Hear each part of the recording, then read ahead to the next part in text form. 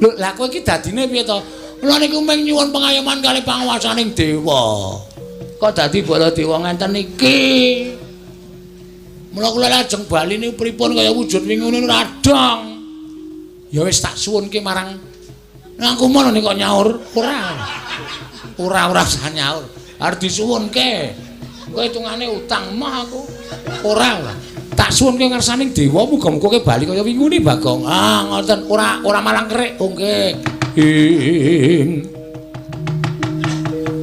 Tansah marpamoring sukma sinukmaya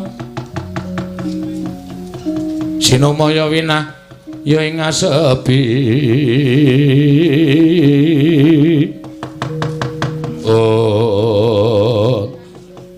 mandi pandunganing nata Ndrawati cal wujuding nata Mandura Prabu Baladewa.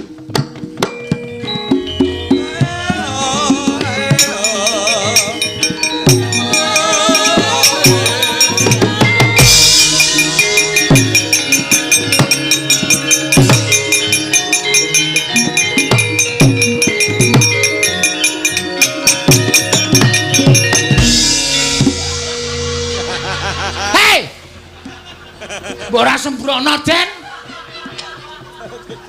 Rang. Aku piye ki Rang?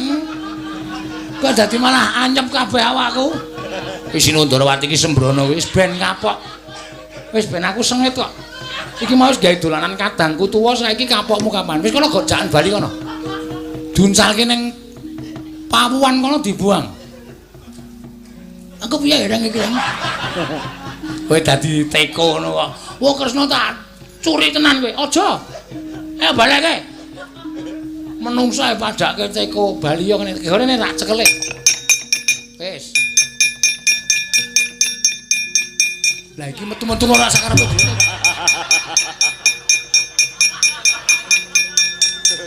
Aku nek ora cekat-ceket mesti gledak iki mau. Apa kowe wong kurang ajar karo wong tuwa ya ngono kuwi. Petro kon ngaturke Njata Cakra. Ndata Cakra.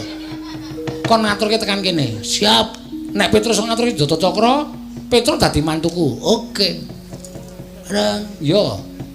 Ayo mulai yo. Ayo. Petro kon ngaturke Lek Marta. Ndata Cakra. Ndata Cakra Lek Marta. Nala Gareng wae sing bukan Nala Gareng. Nala Gareng sing bukan Nala Gareng wae. Ya wis.